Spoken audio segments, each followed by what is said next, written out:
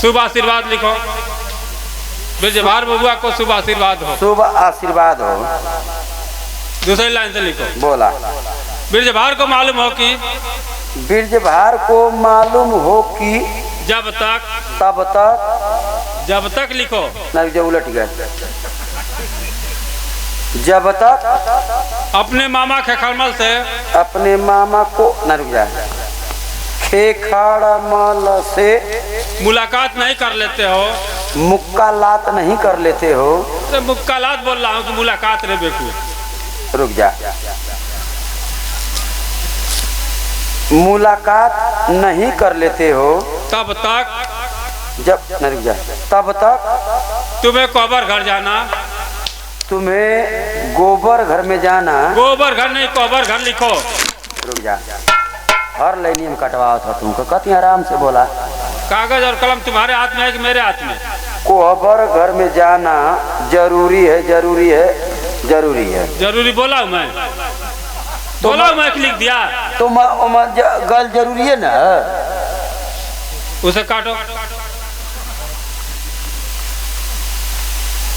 बोला। गोबर घर में जाना तुम्हारे मामा की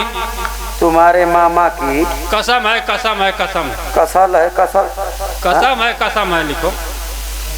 कसम है, कसम है, कसम है। ले जा, हमारा साइन करा लो।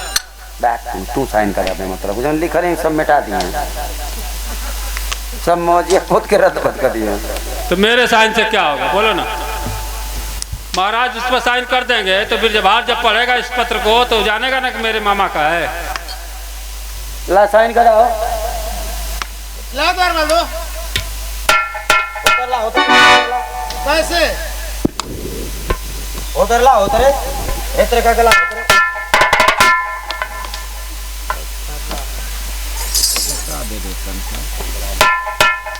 एक जगह साइन करिया कोने लिपिया पोटिया में लिपल लिपल लिपल।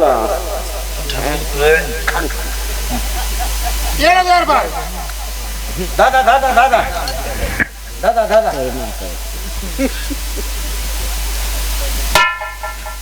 ला के पूछ के डाला ला।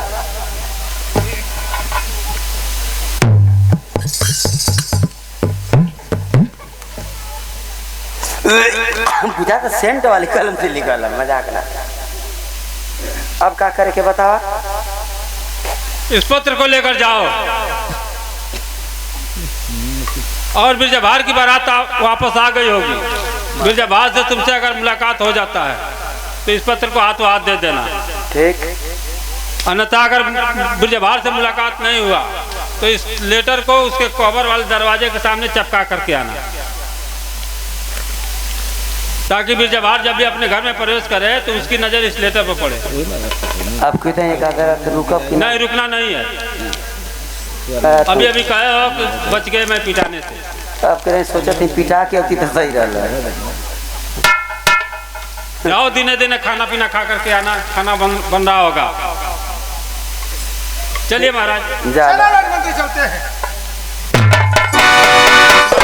उसी भाड़ा में तुम्हें जाना भी है। जा पहले ही पैसा तो बचल है, हम तो पैदल गल नहीं अगली जाए।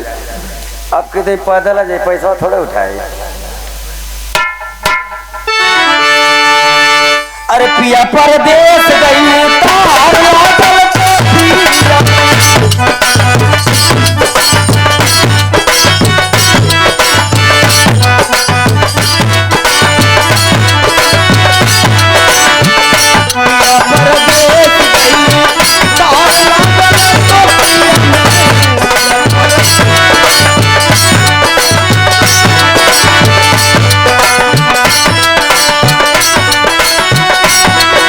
Oh,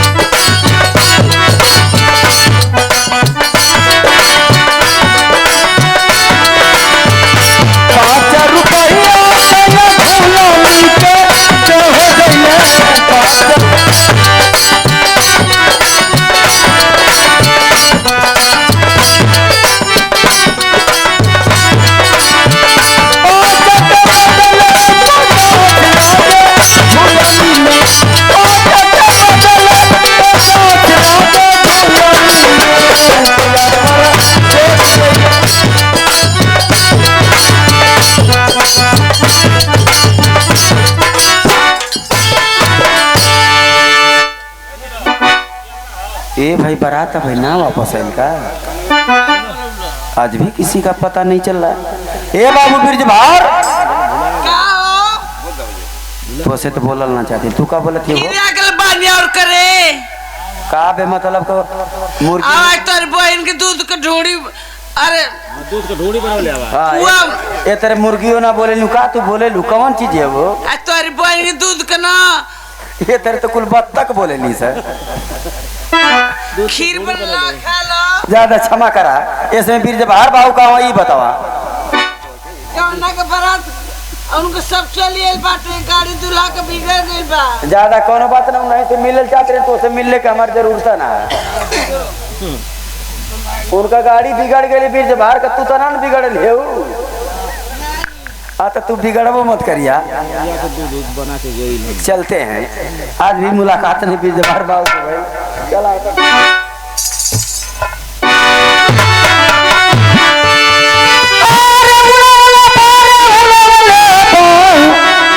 आसमान में जहाजिया और उड़ावले बाल आसमान में जहाजिया